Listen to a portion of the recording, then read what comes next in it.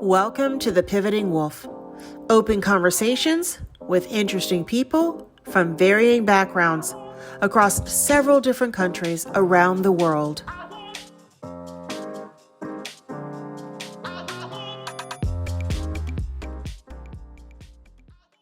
Hello, everybody. This is Rhonda Harris with White Wolf Consulting, and this is episode number 3 of the Pivoting Wolf. Today, we're talking with Jermaine Thomas from Stockholm, Sweden, and we are talking about all kinds of different interesting things. Jermaine, welcome to our 3rd episode of the Pivoting Wolf. How are you today? Thank you. And I'm doing okay today. Today is a really good day. So great things will happen. It's Monday, it's Monday. Yeah, that's a great attitude to have about Mondays. I always see them as an opportunity to get on to some fantastic things for the week. I don't dread Mondays anymore. I'm so happy about that. So I just wanted to just take a moment to first introduce you to everybody. You are a good close friend of mine. So I've known Jermaine for, gosh, has it been since 2009? Maybe. I think. Yeah, probably. Maybe. Summer of 2009. Yeah, time has been flying by. And one of the things about you, Jermaine, that has always intrigued me is just how much of a go-getter you are. I consider you to be a true Renaissance woman. And I'm just going to dig right in to some of the things that I learned about you from the survey that you filled out that I didn't know, even after all this time, because we just, out of the million things that we've talked about, there was still so much about you that I didn't know. So it was like, Really? I was like, she did what? Well, because I've known you since you've lived in Sweden. I didn't know you, before. And I want to, I want to get into, how you came about coming to Stockholm, etc. So I know you're from Queens, New York, and you have these 3 degrees. I did not know that you had a background in accounting and biochem and business marketing, etc. Because the things that you're currently up to are already completely interesting and out of this world on by themselves. You just have this whole past that I know glimpses about, but I just really just was surprised at how many things that I didn't know about all the things that you've done. And I think that really speaks to the message that we're trying to put forth with this project, talking about, your life can pivot and change and things can happen like that. And next thing you know, you've got a completely different trajectory going on in your life. And you are proof of that. So I'm just going to run down a few things and let the audience know all the things that you're into. So you're a singer, you're a photographer, you're a massage therapist, you've been in movies, you've done TV commercials, you've done musicals. I mean, just wow. And you just recently started your own business and just celebrated your 1-year anniversary. So congratulations to you for that. Just want to take it's fantastic. Now, listen, not to be too sensitive, but do you mind sharing your age with the audience? Just because I'm going to make a point here.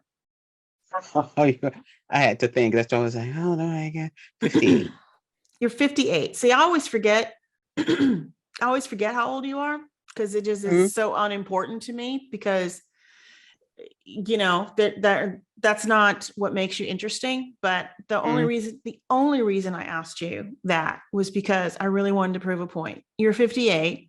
You just started a new business. You're celebrating the 1st year. And we just had a recent conversation about where are you going to go towards the end of the month? I don't know yet. It's still percolating. So I don't know. So but if you get it, where is it that you're going to be going? I forgot. If I get it, I'll be going to Budapest. Right. Okay. So that's my point, ladies and gentlemen out there. At 57, she started a new business. And that's just one of the things that she's up to. I'm going to turn it over to you, Jermaine, and I want you to start off by telling us about. I know you've had several pivots in your life, but the big one being leaving the United States and moving to Stockholm in what was Mhm. that, 2000? About 2000. Yeah. Mm-hmm. So why don't we start there? Tell us Packed my about. blood bag and that's no, it was pretty pivotal. I've been, working. I had been recently separated and ultimately divorced. And it was a point of, starting something new. And so I had at that point I'd met someone that was here that lived here already. And it was a decision whether to stay in New York or move here.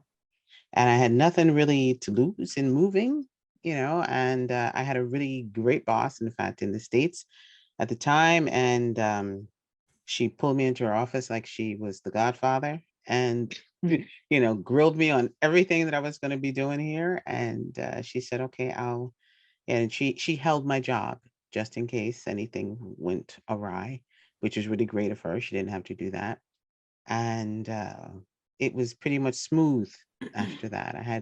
I told a few people, a few of my friends who were close, because you don't want to hear so much chatter about, oh my God, you're going across the water, blah blah blah, Mhm. and because I wanted to stay in, literally kind of stay in my bubble of, okay, this is going to be something I'm going to do, and ultimately just pack my bags, said bye to my mom, and I always kept in touch, and I moved and I came here, and it was in the summer that I got here, and it was really nice. The weather was great, and Mhm.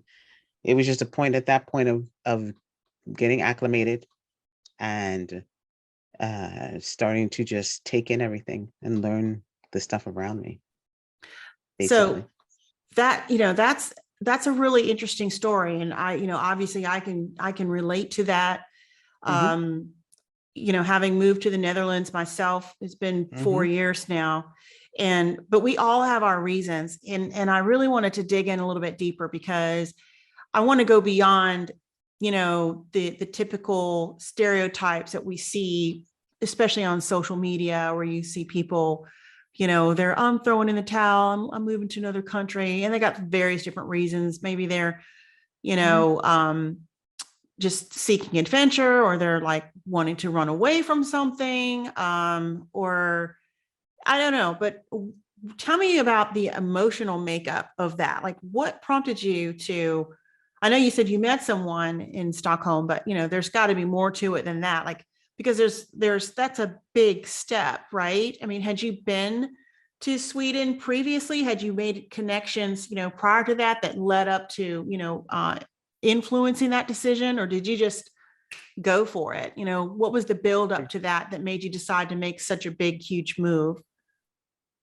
Well, after all the stuff, I had well, I came here actually first Mm-hmm. for I came like in November, which was probably wasn't the greatest time to come, but I came, for a week and a half, I think it was, just to check it out, see how things were. And I mean, for me, basically, it seemed to me, okay, this is similar to New York because it was cold. The weather was the Mm-hmm. same. The atmosphere was, of course, different structure, different, systems and everything else. But I was only here at that time on vacation type of thing. So there was only Mm-hmm. so much I was going to see or experience, Mm-hmm. but it was a point of, okay, is this someplace that I would live?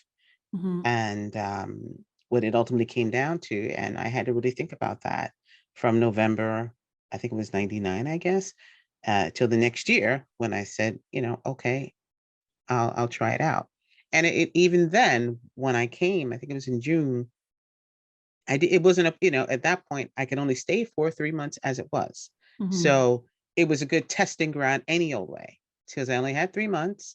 And that was, after a month or after like at least 6 weeks, you kind of get settled in. and then you get to see things that are around you, and then, and you figure out, is this something that I really want to do? This is a place that I really want to be? And from that point on, I was like, well, I'll still have to figure it out and, get more into it. So I Mhm. came back and, did all the paperwork and that I had to do, and so did he. And uh, ultimately, after the months or whatever that we had to wait, um, I had residency, Okay. so I could come here and live. And at that point, the ball started rolling with learning more about Stockholm and getting around and seeing everything that was, about, and the education and the this and the that, and Mhm. figuring out what I was going to do once I Mhm. really got settled. Okay. And So what was I it that you did when you first got well there? once I got settled, the first thing I did, of course, the biggest thing was learning the language. So I went to SFE, which is Swedish for foreigners or Swedish for immigrants. Um, and that was the first thing I did, because I know everyone speaks English. Not everyone, but the majority of people here speak English. But the language of Sweden is Swedish, so it's best for me to learn that. Right. Besides, you don't want nobody talking about you behind your back. You don't know what they're saying. You want to know. Right. So, that was my first endeavor to learn Swedish and be in a classroom with a bunch Mhm. of other people who also, English is not their first language. I had my room was filled with people from Iceland, from from Iran, from Colombia, from China, from everywhere, who needed to learn Swedish. So the class was in Swedish. So you Mhm. had to learn from that basis on. And it took, I went through the education of that for like 6 months. And then I went through an adult education courses and went through those for another 6 months to a year, uh, to learn more and the grammatical changes and everything else in reading, until I felt comfortable with it, which you never do. You Mhm. never do. You never want to talk because you figure your accent's going to be really whack. And but you understand, you do, and you understand, but you understand everything at least that's coming at you. Right, And right. it was after that that I said, okay, I have to get into an atmosphere where I'm gonna have to be forced to speak eventually. So, and after that was when I decided what I was going to do for work, and that was massage. So So I was in, you, oh, okay, yeah. right, because you've been a massage therapist since 2003, right? From what Yeah. I gather. Hmm. So at what point did you start to really get connected with the creative community? Because I know that you mentioned that you started to meet a lot of wonderful musicians, and with all of the things that you've been involved with for example, the Big City Poets and Jam Hmm. Nation, which I want to ask you to talk more about that. I mean, you've done a lot of things. And I mean, I remember, and I know, everything from singing in the bands, recording music, releasing EPs, doing photography, traveling to Italy, and doing the Oh, wow, I photographer forgot about book. I that. mean, I want to hear all the juicy bits about all the fun things that you've been up to since you moved to Europe. Um, did you Ah, ever see yourself being so involved with so many, creative things? Because I'm looking at the degrees that you had, business marketing, accounting, biochem. And I'm sure you already were creative, as it were, because usually when people have this much creativity, it was there all along, whether it was mhm, expressed or not. But did you mhm. ever imagine yourself being so involved with the arts like you've been? Was that always a No, dream that you had? no, I always like to sing. As a kid, we sang. I played piano and the trumpet, so music was always there. And you're in the choir when you're in church. And actually, when I got here, when I was learning Swedish, there was a classmate who, I think we had a music class together, and I had sang for the class for some end of term kind of thing. And he actually said, you should join this particular choir, because it was a gospel choir here. And I was like, okay, cool. And I joined that choir ultimately at that particular point, and I was in, it's called Consensus Gospel Choir, and I was in that choir for a good 8, at least 9 or 10 years, before You were I in, yeah, you were branched. in that choir when I met you. Okay, yeah, and Because I didn't didn't you travel graduate. to Atlanta with that choir? I did travel to Atlanta with the choir. Yes, I did. We're having I trips down did. memory lane now, aren't we? Yes, we are. Oh my God. Yeah, we traveled to Atlanta and we've gone to a few other places. We've gone to Prague. Oh gosh, and I can't even remember any other place. And then after I left the choir not because of anything, but because I got in a part in the theater in West Side Story, and it was also in between there that I was also with the Big City Poets.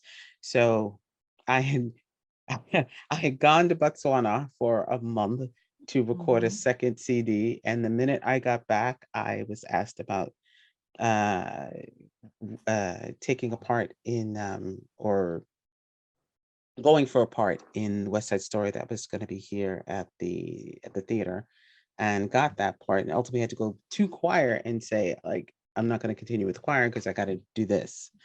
And everything happened at that point. Everything happened within that year that um, uh, I started with more singing on my own, Mhm. and in those 3 years, in between 2010 and 2013, is when things started to kind of split and branch off. So it was Er, 2010 that I actually started to meet a lot of the musicians mhm. that I had that I socialize with now, who have been here for decades Yeah, before me. I remember that, and I remember Yeah. the trip to Botswana and the recording session. I Mhm. remember you went to India as well. I think that That wasn't was just a music. whim, That you're right. not I music mean, related at all. but you are always traveling, and then you went to London for something. I mean, it's like I have been living vicariously through you for as long as I've known you. And um, so I'm going to just look into the camera and just let everybody out there know I don't want to hear this. I can't do it because this woman is here to prove all of us wrong. Um, Ah, it's just fascinating to me. And you just seem to do it with such ease. Oh, I'm heading to India. I'll be back. Okay. I went to Botswana. I was there for a month. We recorded some music. Okay, that's fantastic. Oh, I was in this baking show on TV. Wasn't that, where was that? yeah, that was here. That was 2015. That at that point I was with I was singing with a bunch of people, and it was called with this guy, and the whole thing was called the Can Jam, and it was uh, a bunch of great musicians together playing and performing. And in that, Mhm. someone had just, and it was actually when I was leaving for India that I heard about, someone contacted me about the baking show, and I was like, can't go to India. And so while I was in India, they kept contacting me, and I was like, okay, so I came back and did all the stuff for it, and became a contestant, one of the 12 contestants that were on it. So it was fun. It was a lot of fun. You finally get that experience when you see those shows of thinking, oh, do those people really get that close? Yes, you do, because you are literally with each other for all that time, and you are all you have. So, and we still keep in contact now, which Mhm. is really cool. So, I know but that yeah, that was. I'm fascinated by that. You have so many friends and they're from all over the place. And I really admire that about you. Um, I think you're the single most diverse, you've got the single most diverse group of friends that I've ever known anybody to have. And, Mm, um, moving here, I've met more people from various different countries, which I think is fascinating. That's probably one of my favorite things about living overseas. But mm. tell me again, tell me about Italy.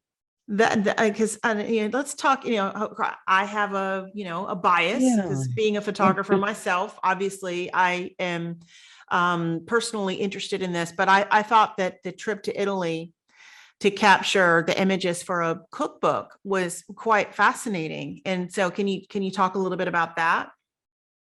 Yeah, I should have wrote notes down for this. Uh, yeah, I went. I think that was 2014 later.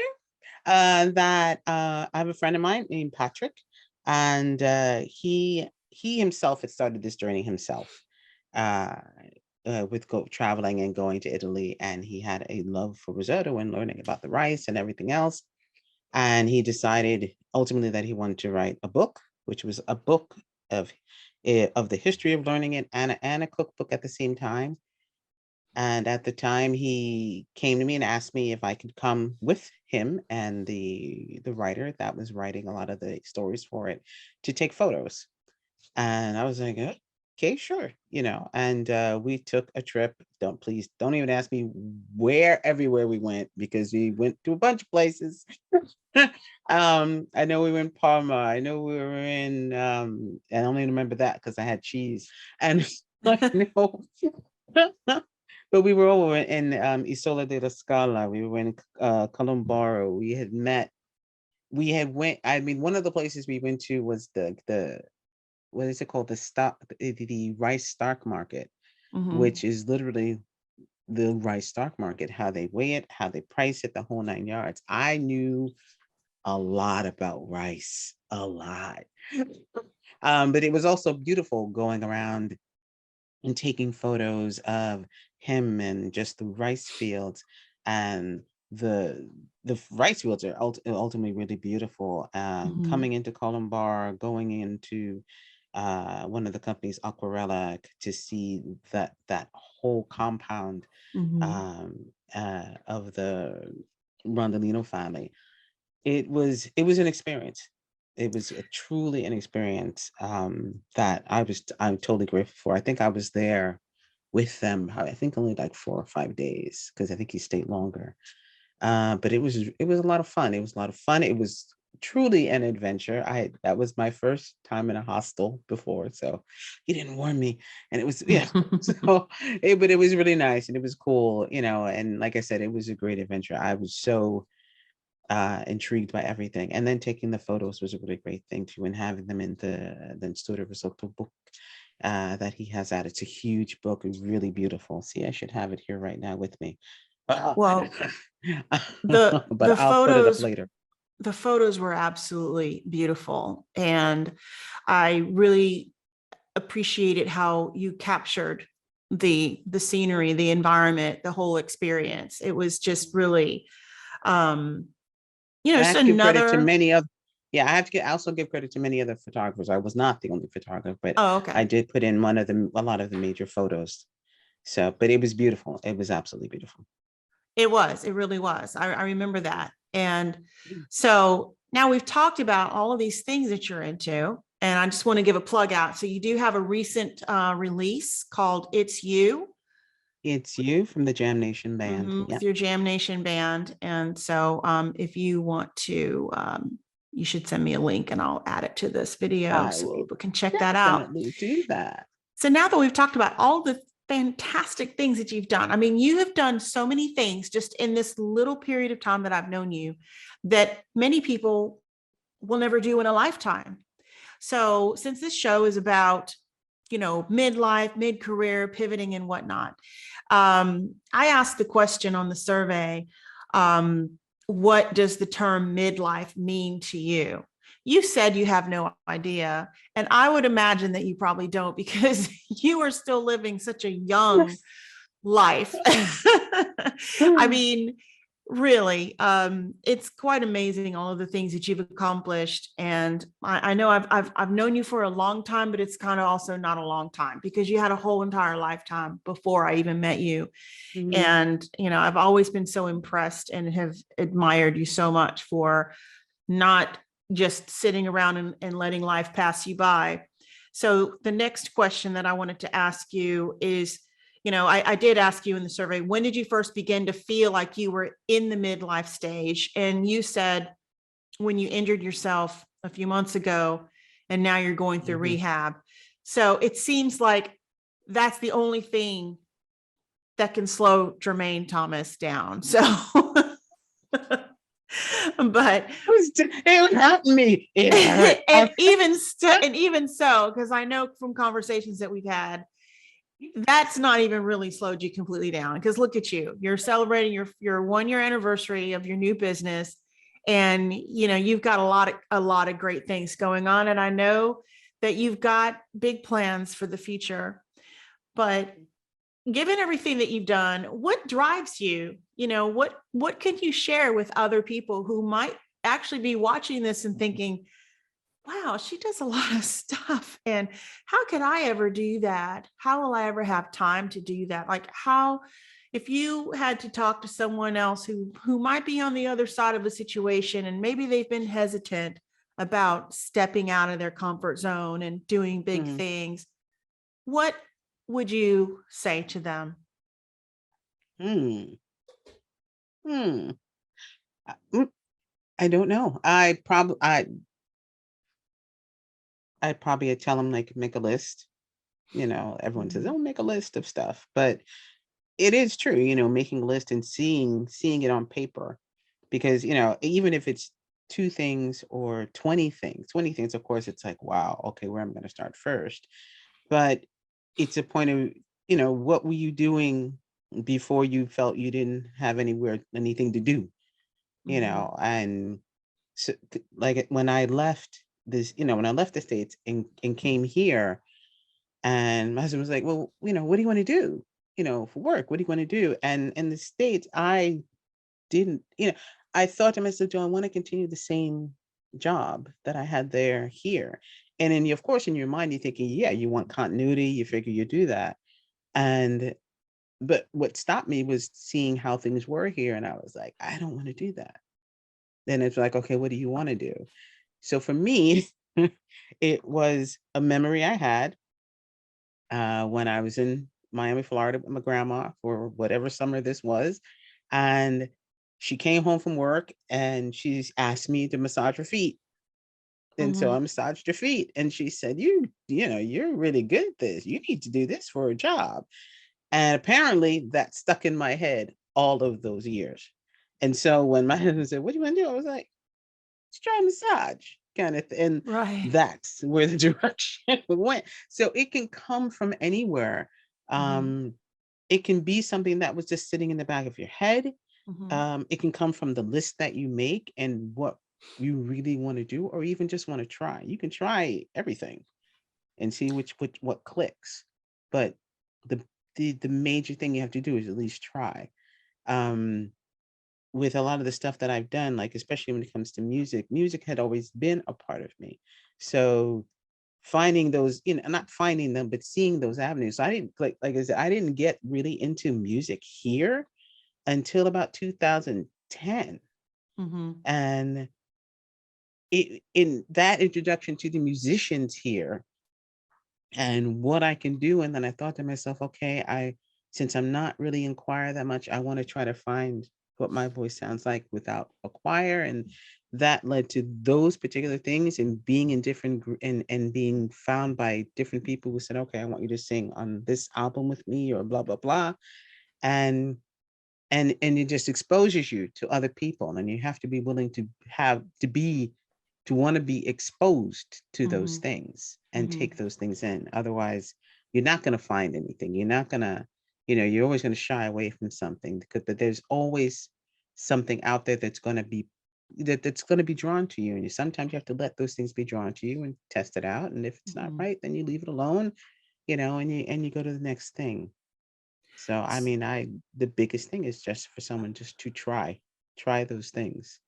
So, I'm not, that great at always trying, but I at least, I'll look and try it out and see what happens.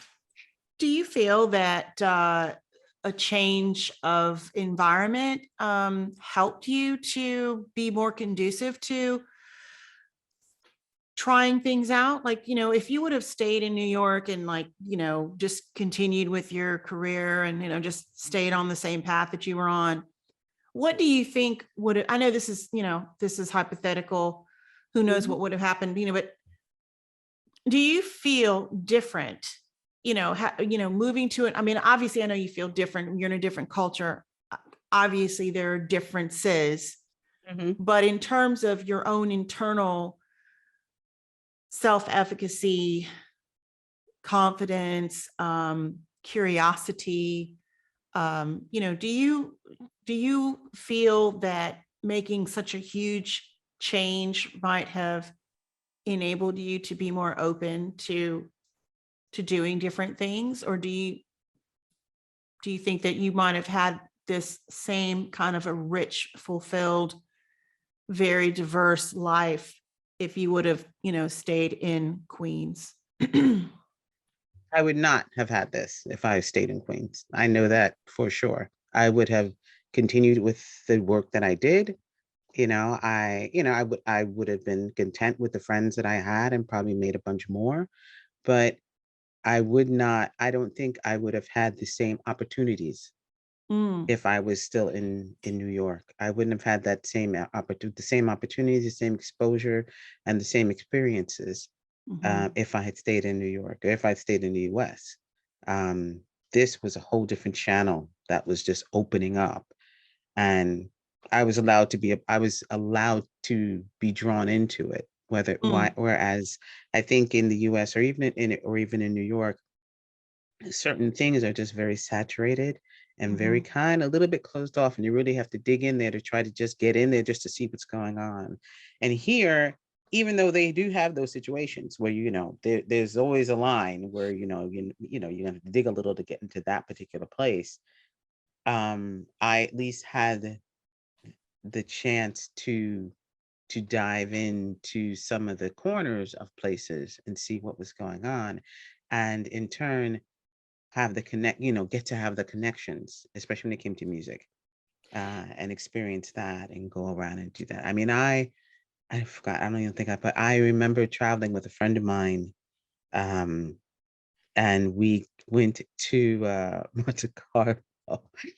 you went to where? And we we were in Monaco. We were in Monaco, Oh, and Monica. I got to see one of my friends who was here who used to who perform there Oh, wow. at and it was just like, wow, seeing him there, seeing him in the band there, it was truly, amazing to see that and to see that kind of talent and to see the kind of talent appreciated not just in Sweden, but I should say more so outside of Sweden. you know That was an experience as well. I bet that was because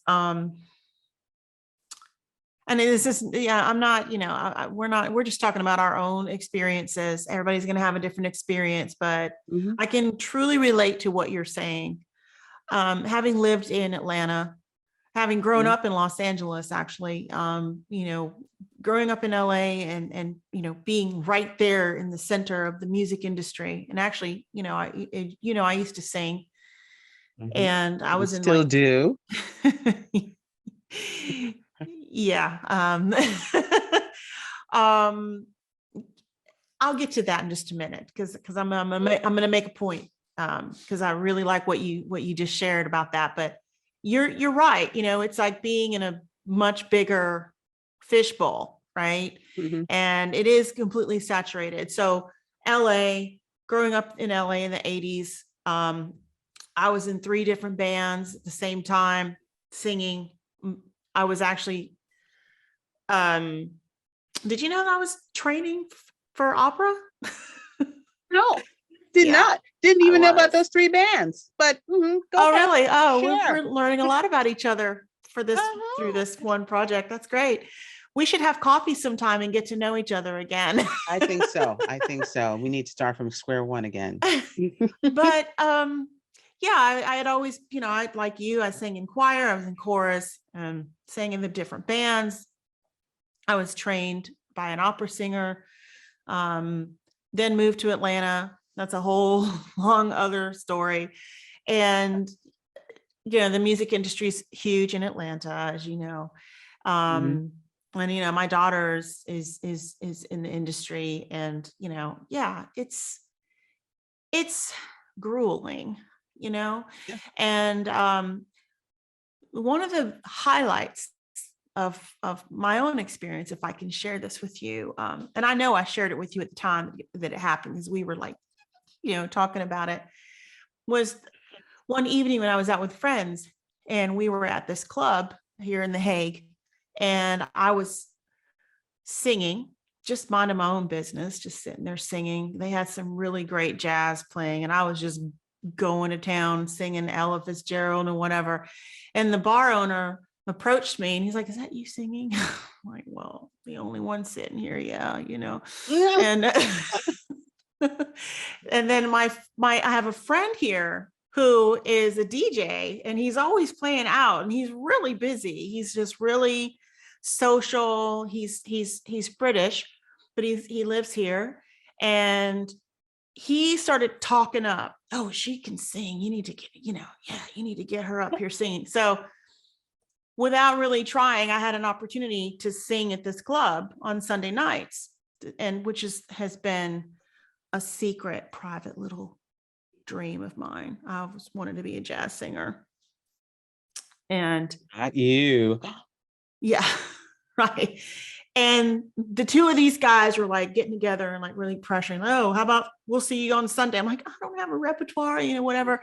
But when I went home and I let it sink in, I was like, this is the kind of town where with little effort, if I wanted to do that, I could. Mhm. I Mhm. absolutely could. Going Yeah. to there's a music store here in Scheveningen. I hope I said that right. Dutch people, please do not come for me. Called Max Guitar. And I've bought a lot of guitars from there. And so I'm giving them a shout out. I love that store. So I went there and I bought myself a guitar, and the guy who helped me, his wife happens to be a singer, and she goes back and forth and to Spain, and she sings jazz and whatever. So then he gave me her number, and I took a few vocal classes from her. So then that was another connection, and it's just like, it just happened, right? That I just started to connect with some folks here. And then there's like another couple of people who I've met since I've been here. A guy who plays guitar, and he plays in some local places, and another young lady. But then the COVID happened. So that just Yeah. shut all that down, and Mhm. but the potential, I believe the potential is there. And I think that you really are onto something. There's something there's something worldly about being in Europe, but at the same time, it's cozy. It's bigger but smaller. I Mm. and really at a loss for trying to appropriately articulate what the heck it is that I'm trying to say. But you could do those things in Atlanta, or probably, I guess, New York, LA. Right. But I don't know. I just never felt as confident about doing it there as I do here. And one of the things I wanted to touch on, and then this is going to get a little bit deeper. I would like to ask you, what your experience has been, because as a person of color, living in Europe, because with me coming from the South, the first time I came to the Netherlands, and I know I've shared this with you, and I've said this to other people, it was the first time that I just didn't feel like anything. I just felt like I'm just Rhonda. I didn't feel uncomfortable. Like I didn't feel like somebody was watching me, or, treating me like they thought I wasn't going to tip, or I wasn't going to take something or whatever. And I'm not trying to feed into some negative stereotype, but these are just little nuanced things about living in the South that you kind of take for granted. And you just, I never said anything about it my entire life, and I never told anybody about it. But I had that kind of backdrop to my life experience. And I guess it didn't contrast for me until I was removed from that environment Mhm. and came Mhm. to Europe for the first time. And I was like, Mhm. I feel different.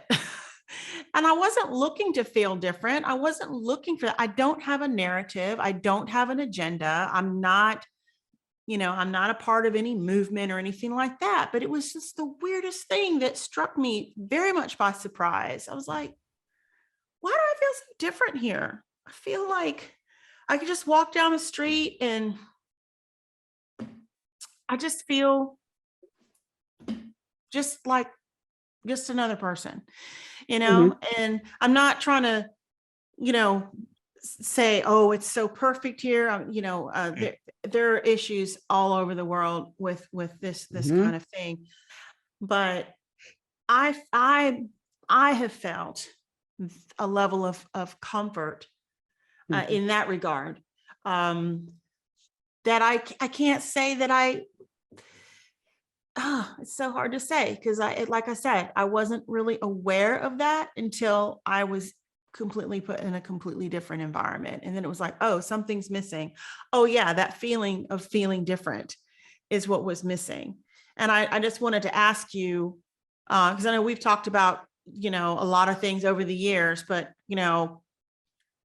how has your experience been, living in Europe, living in Sweden, overall Mhm. compared to the US in that regard? I think because like you, I didn't come here. I didn't come with an agenda. I Mhm, didn't come with any like background baggage of, well, this has happened to me, so I'm going to be real defensive because I'm mhm, in this now I'm in a space where, the population of people of color and white is much smaller than it was where I was.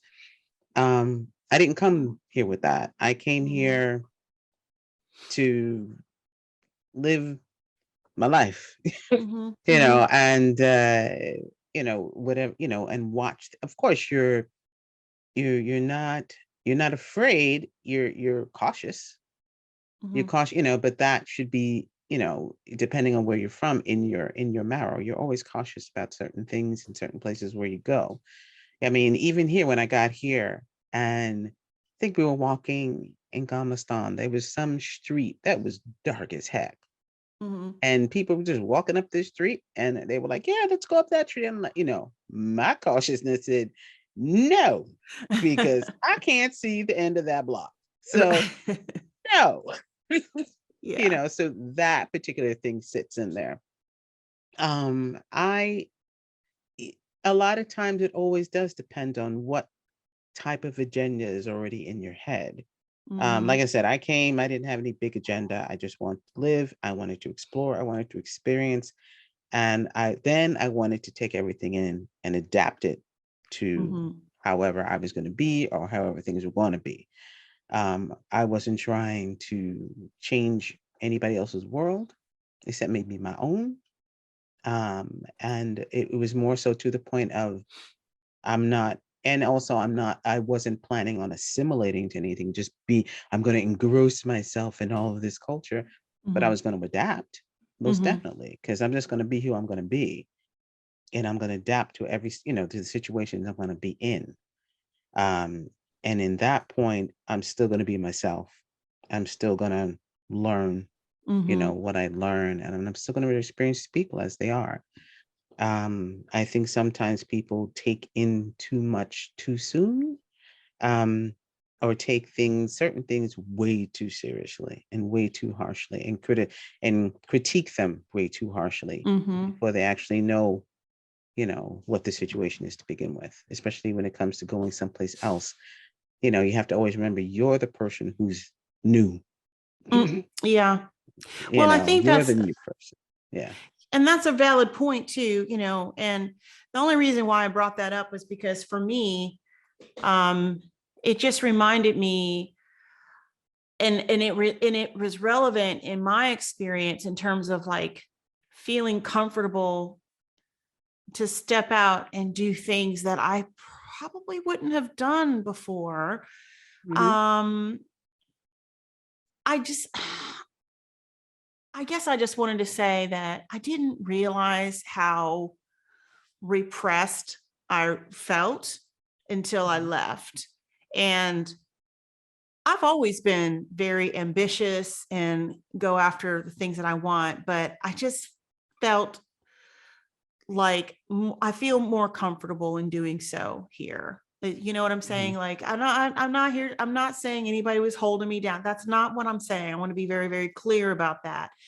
All I'm saying is that it was an unexpected surprise, kind of like absence of that undertone that comes when you live in the South. I hate to say it, but you know, I lived there for 33 years, and you know, if I was to say that there weren't differences from my early upbringing in, you know, in California, I would be lying to your face, you know. And the reason why I was thinking that that was relevant is because as if people are thinking about making a pivot in their life, whether, you know, and it doesn't have to be, hey, I'm going to pack up and move to a whole foreign country. You know, we've just taken this to the extreme, right? But whatever it is that you do, I think that on the one hand, to be aware of your hubris and, you know, your existing, you know, mindset, while simultaneously being open to great things that can come that you may not have even expected, that could come your way and could shape your pivot and forge a path that you may not have even anticipated. I did not come here to be a jazz singer. But you know, I feel like it's another possibility for me. Although I put that in the back of my mind, I threw that dream away. Not really. That ain't gonna happen. You too Not old. really. No, I know. I don't feel that way anymore. Is this what I'm Mm. saying? It's a nice surprise, you know? Mhm. So I think that I only just brought that up because that was a unique experience that was a big surprise to me. Mhm. And I just wanted to share that because something that you said about, no, I guess if I would have stayed in the US, I would have probably stayed on this path, you know? And I know if I would have not done what I done, I don't even want to think about where I'd be right now, because we know that before the times leading up to me leaving were not, they were not great times. I was just completely fried and burned out with my career and not happy and a whole bunch of other stuff, which we won't get into today. But I just think it's a beautiful thing to get out and step out, be bold, be creative, embrace whatever the dream was. If it was all the way back to childhood, giving your grandmother your very first massage ever, or, you know, going all the way back to, like in my case, I was thinking about that lady the other day, my opera teacher, Alina D'Alba was her name. And Pretty. yeah, and she was feisty, redheaded, and mean. I did not like her, but she taught me well. And I think being in touch with our own our humanity, our time that we have left, you know, is a driver. And you know, so tell me how you feel about that regard. As I know you mentioned, you know, you were injured, so clearly, you know, we're not in our 20s anymore.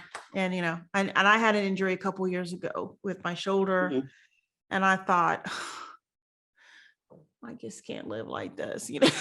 So it does change, you know, a few things, but you know, again, you keep managing to move forward. You're like keeping on.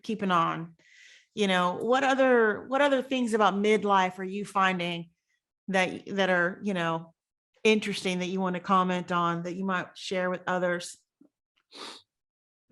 I guess to a point where I if this is midlife,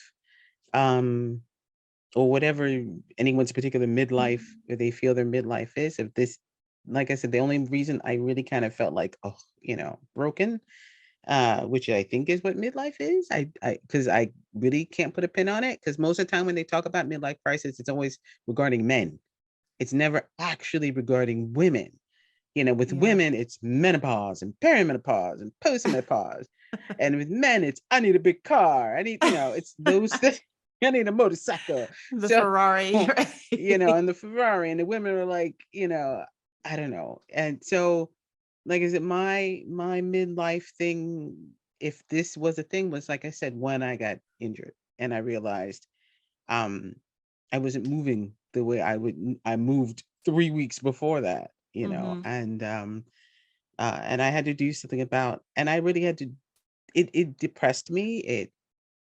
It really got on my nerves, but I still had to keep working. I still had to keep doing the certain things. I still had to be pleasant because it wasn't anyone else's fault, and I knew I still had to function. I still had to do my basic functioning, and in dealing with what I had to deal with. Hmm. Yes, I am a little better now with help. Uh, and fortunately, it didn't get so bad that I was, I wasn't totally crippled or anything like that. But it was just the simplicity of walking for 5 minutes, with Hmm. no pain. Now that it's gotten to that point is a blessing.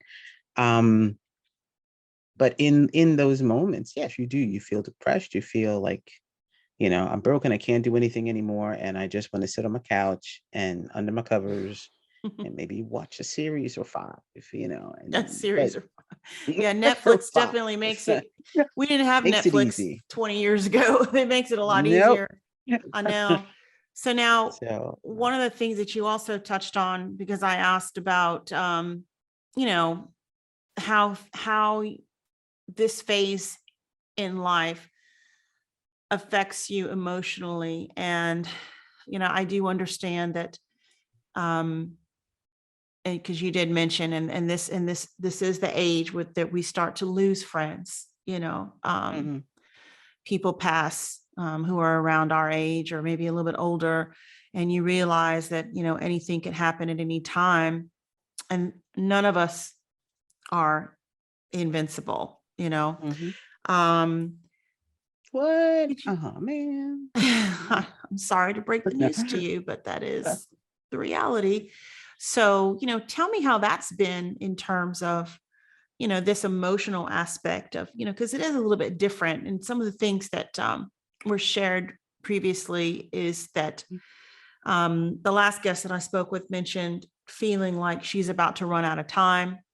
And so it can have negative connotations. It can give you this kind of sense of urgency, this pressure, or it can be invigorating Mm. and propel you towards doing more and going at it with all the gusto that you've got.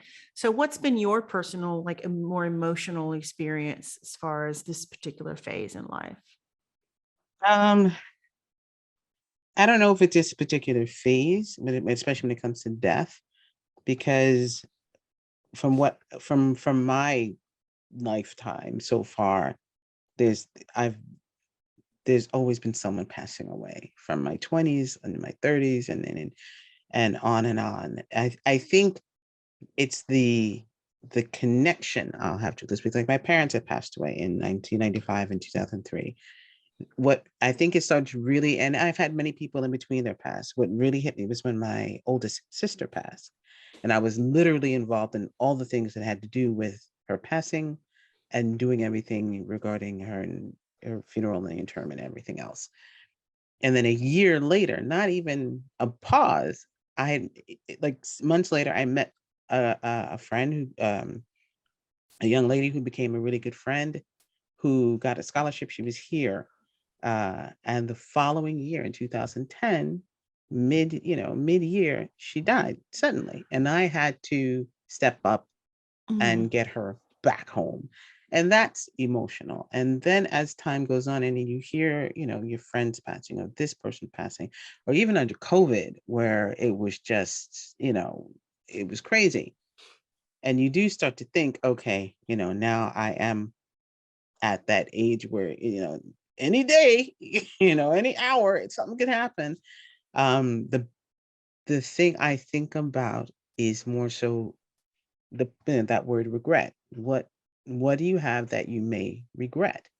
Mhm. And my biggest thing with regrets, especially when like my parents had passed or my sister had passed or anyone, and I realized in that period that I had no regrets, meaning there was nothing that I went, "Ah, I should have said this. I should have done that." I didn't have those feelings because I had done and said and acted exactly how I wanted to act with them. Especially when it came to my sister, when she was ill, we still behaved the same way, which other people would have thought was abusive.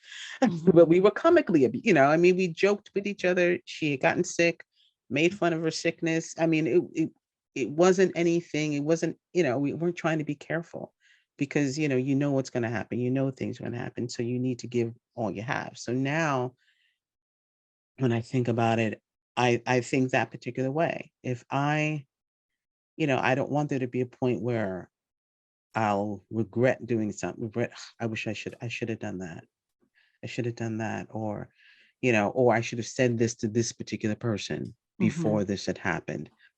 I don't want those particular things to occur, so I try not to, at least. So my biggest thing is, to try not to have regrets.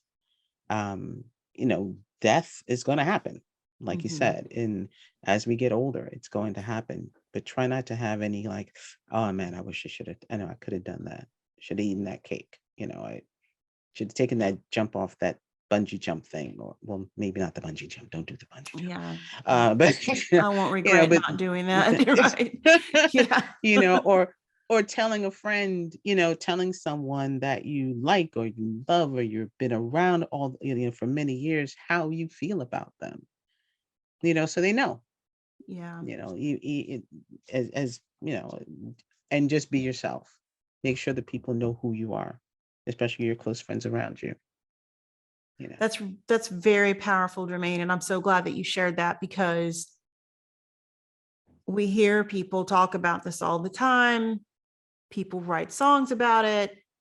There have been Mm, poems written about it. I mean, it's almost cliche. People say that, mm, but I am quite impressed with the fact that you actually live your life that way. I love that you just came right out and said, I don't have any regrets. You treated the people the way you wanted to treat them, and they know, how you feel about them. And mm, I can attest to, being your friend, which I am grateful to you for. You do make people feel your love and concern and care and compassion. And that is one of the most beautiful things about you. So, I want to personally thank you for being that person. Um, no regrets is actually something that you wrote about in your survey when you talked about yeah. moving. Yes, you did. When you talked about, leaving the United States and moving to Yeah. Stockholm, and I think that if I had to sum up, what if I had to if I had to say, that phrase kind of just sums up who you are as a person. And I love it, because look at what a full life you're living. You're doing the Mm, things. I don't mm, see you, fast forward, 30, 40, 50, however many more years you have left. I don't see you being at your end of time counting the regrets for the things that you didn't do. And again, I want to say that's one of the things that I've always admired about you and have been so inspired, um, by the way that you live your life. And it motivates me to want to push a little harder, grind a little more, do a little bit more when I have a little bit more time, and uh-huh. and and and and actively pursue my own pivots, because even though I've pivoted and I've continued to pivot, I'm pivoting right now. I'm transforming certain things Yeah. in my life. And, Mhm. but I wake up every day and I even reconsider the reconsiderations, like, well, is this Yeah. the pivot that I need to be doing, or do I need to be going this way? So, even speaking to you today and going down memory lane, and I'm glad that I was able to even remind you of some things that you probably hadn't thought about, places you've Yes, been. you did. Just even just going through the memories, has been very thought provoking, and I really Mm, appreciate you sharing that. But no regrets. I mean, I think that is a goal to strive towards. Not only, no regrets in the way that we manage our relationships, but no regrets in the way we take care of ourselves and the way we manage our mhm, lives, and, the mhm. decisions that we make and the things that we go after, and the pivots that we engage in, and the Mhm. risks that we take. That's a big piece of Yeah, it too. That's a that's a risk, huge piece. it That's a was a risk. risk to leave the United States for Mhm. anybody to do Yeah. what you've done, what I've done, what others have done. Because at the end of the day, you can come and visit on vacation, but it's completely different to live in a place than it is to be a tourist. Yeah. Yeah. And, you know, um, that's a big, huge risk. So, it's the risk takers and the dream chasers who are probably going to be less likely to have the regret. So, I just really wanted to highlight that, because Mm, if there's anything that I could just really say, it's, yeah, make the list, like you said, know yourself. You also mentioned that. And I'm a big firm believer in knowing yourself, because mhm. if you don't know yourself, what do you And that know? took time. Yeah, because You that took know? time. That still takes time. I mean, Mhm. they always say, okay, 30, you know yourself, 40, no. I mean, you're learning something new about yourself all the time with decisions that you make. And when you make the decision, you realize, okay, I didn't like that decision. Next time I need to make a different decision that will be more beneficial to me than trying to make someone else feel good about the decision that you did not want to make, but you just wanted them to feel good, and also a support system. Even Mhm. it doesn't have to be 1,000 people. It doesn't have to be 10, people. All you need are a handful of people that are really there to support you, whether you have to tap them on the shoulder, say, hey, support me, or but they just, or just have them, they're around. That Mhm. makes you feel a little more secure about the decisions that you make when you have to make them, that okay, no, this is for me. No matter what Mhm. happens, I still have, I'm okay. I'll be okay. This is great for them, but this isn't good for me. So Yeah. let's, you wish everyone well and you do your thing, and you go on with your own thing. Mhm. You never, and those are little things you shouldn't regret. You shouldn't say like, oh yeah, I'll do it. And then in your mind, you're like, settling, And because after a while, settling is no good. and that's another point that you brought up too, when you talked about doing things for others, and I want to connect a couple of dots here, because part of knowing yourself involves being bold enough to cast aside the potential influences, biases, whether they're conscious or unconscious, that influence your perception of yourself. You know, um, I'll give you an example. It happens a lot. We're all raised in, a certain environment. We have influences from our parents, from our peers, from society, from our culture, whatever culture we were raised in, and they influence the things that we learn, the way that we learn, the Yeah. things that we want, the things that we think we want, because, we might have been conditioned to want certain things. And so, Hmm. another piece that's really important is to always be mindful and maybe sometimes second guess your own self. Is this really Hmm. who I am? Is this really what I Hmm. really, really, truly want and desire? Or am I being influenced to want this, do I think this is who I am because this is what's expected of me, or I'm trying to get validation from somebody. I want to be I want to be liked. That's a very normal human need, to be accepted Mhm. and liked and be validated.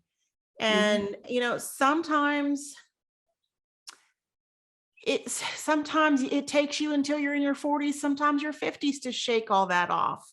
I'm guilty of that myself, so I really like, what you said, know yourself, and don't have these regrets, and be sure about what it is that you want, and make sure that you're not pursuing things because it makes somebody else happy.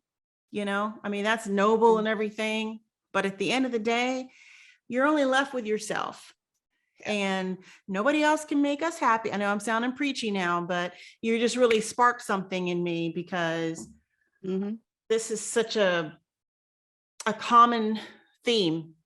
And as I've begun to coach people, and I'm hearing what people are sharing, and there's a lot of pain behind people living for other people, Mhm. and I just can't state it enough. We gotta shake that off. you know Mhm. um No, it's true. It's true. It's something that I mean, and even and it's not a point of like, everything is totally gone and it's perfect now. Of course, there are going to be points where you're gonna fall back and just say, okay, I'll do this for that person. But if the percentage of times you do it is now more for your favor, then you're already improving yourself. mhm, I'm not saying cut them all off and just do what you want to do. It's a point of, okay, maybe when you were in your 20s and 30s, you were at 75% do it for that person and 25% do it for yourself. Now, maybe in your 40s, you're like 65 for me, 35 for yeah. them. And then, you know, and I'm smiling more kind of thing. I mean, Yeah, just as long as you're you continuously improving, right. and on Exactly. that It's note, always, speaking of continuous improvement, um I did ask you a question about that. I asked you, what do you do to continuously improve yourself? did I answer it? Yes. Do you want me to remind you what you said? I try to change how I think about people and situations that I don't agree with. I teach myself how to deal with them, and I control how I react. Mm.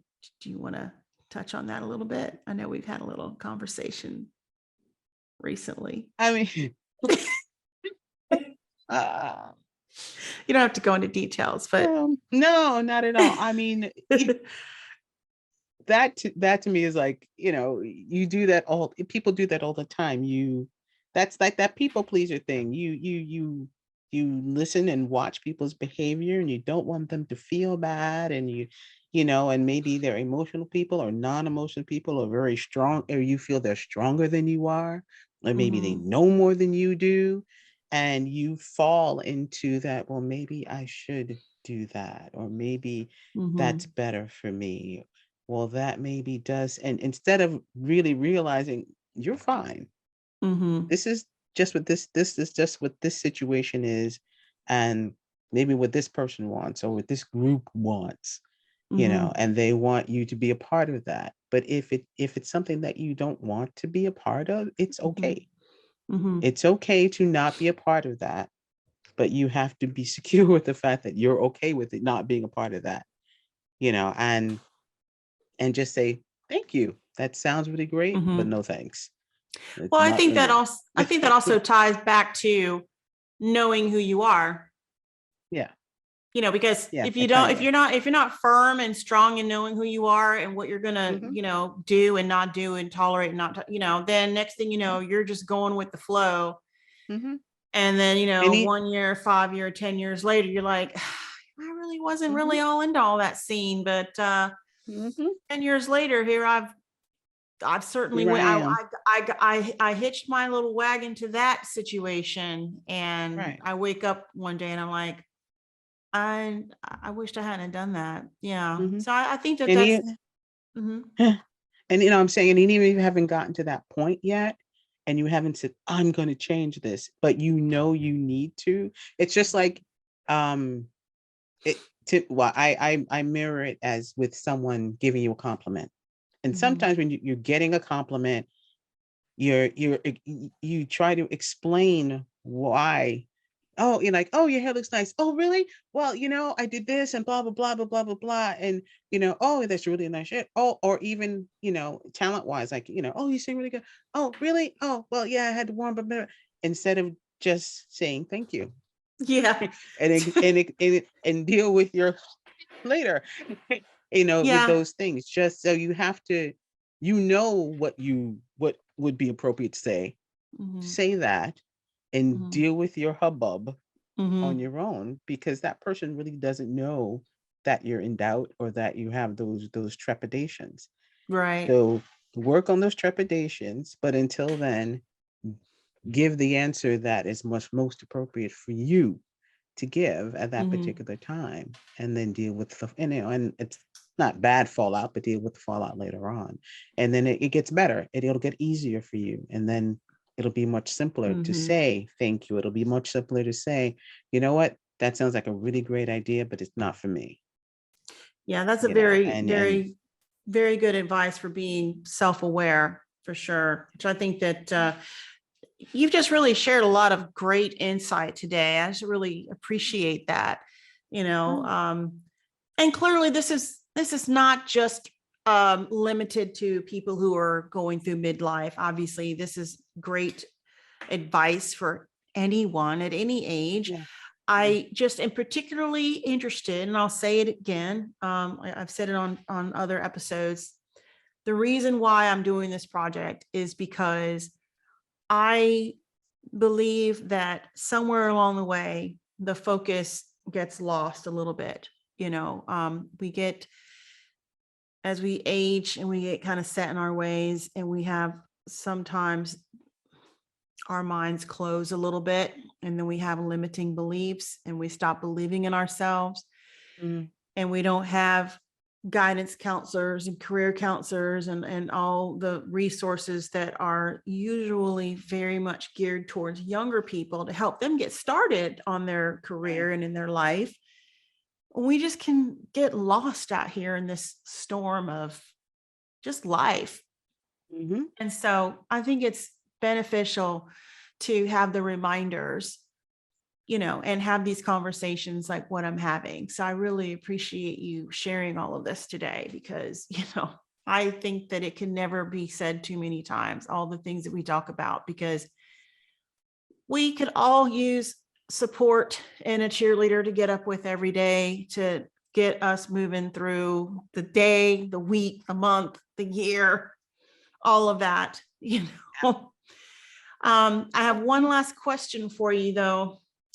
I asked you to pick 3 words that you would use to describe the experience that you're having right now. And you said anxiety, indifference, and undaunted. Do you want to Yeah. talk a little bit about those Anxiety. words? Anxiety. You're always anxious. You have that anxiousness all the time, when you have to do new things or have to deal with new people, and you wonder in your head, am I doing this right? Is this is this good? Is this, is this that? And you have to think about, is it good? And then you have to go back, of course, like I said, is it good for me? Is this good for me?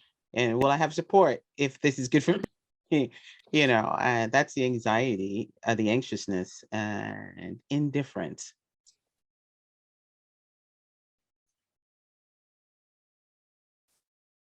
What was the last one? Undaunted? Yeah, let's go to undaunted. Yeah. Undaunted. I was waiting for indifference. We need to circle back to Indifference that one. is, we'll circle back. Undaunted, it's like, it's almost like when you make a decision, just keep it. Don't sway back. Because that kind of, it's almost like that don't show weakness kind of thing, but it's really not that don't show weakness. It's don't be weak. Just you don't stand up for yourself. Don't be Yeah. weak for, because, you know, if you and an end point of that and in point of direction, when you're determined to do something, do it. Go all the way. Don't let something stop you or step on your tracks, or sway you to, oh, well, this could be better. And in your mind, that's not where you want to go. Mm-hmm.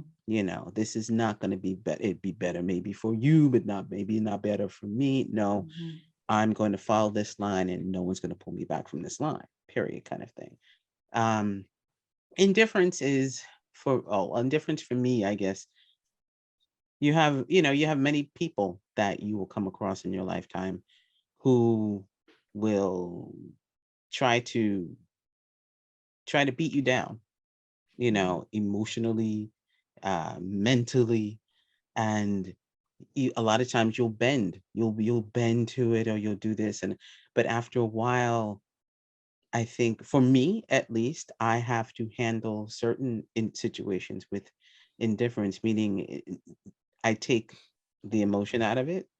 I take Well, mainly I take the emotion out of it and handle it as words, Mm-hmm. and say, will these words really affect, my next move? Mm-hmm. And if they do not, then they're just words. They're just words. If you follow the words and the emotion behind it, you'll get fastened on the emotion, and you'll absorb the emotional part of it rather than listening to the words of everything, and you'll in turn not feel sorry for, but you'll bend to that rather than listening to yourself. You'll Mm-hmm. make the emotions of what you're hearing greater than your own emotions. So it's better just to break things down and be sometimes with certain things be kind of indifferent, and just listen to the words, and okay, is that mine? Nah, thank you. And some people look at that as being indifferent, not caring, but it's not a point of not caring. It's a point of really trying to separate Mm-hmm. what's good for you and what's good for them. Well, not taking it personally, And just, yeah, and not taking it personally. one of the four agreements. I don't know if you've read that book, but that's Mm. very, very solid advice, because, it is easy to get wrapped up in the emotions. And then next thing we know, now we're caught up in judgment. We're trying to judge the situation. Yeah. What did they mean by Yeah. that? Then next Right. thing you know, here comes self-doubt. Then Mhm. next thing you know, forget undaunting. Well, I'm just going to throw that idea out the window. I don't feel confident in it. And, I Yeah. think that there is a bit of indifference that could be used to protect us from Yeah. often the unsolicited opinions of Often. others. Often. Yeah, Often. often. Yeah. So Often. um, that's great advice, Jermaine. And I just really have appreciated your input and really enjoyed the time we spent today. Do you have any final parting words of wisdom for us before we end? I almost said, but you had already said it. The point of, do you have to do things that will make you happy? Because if you don't do it, making it everybody else happy, then you're depressed. Actually, it was so funny that you had said that, because I just posted something on my Instagram of that same level. Oh, really? Yes. Okay. So do you? I mean, especially when you get, as you grow more into yourself and learn more about yourself, then you'll learn to do you a lot more. So that phrase, do you, do you? Yeah. And live with no regrets. That's going to be your title. No regrets. That's going to be the title for this episode. I always give each episode like a little title, that's going to be the one. No regrets, because all of these things can lead up to the right things that Mhm. create a good setting for you to live a life with no regrets. No regrets, no guilt, no regrets. Yeah. A Well, little it's guilt, but no been regrets. quite a pleasure. And I just want to thank you again. And I will post the links to your business and Mhm. your latest release. So I'll need that from Thank you. you. And Sure enough. Thank you everyone for joining us on the Pivoting Wolf episode 3, and look Mhm. forward to the next ones to come. Jermaine, thank you again. Take care, And thank you, everyone. Rhonda. Take care.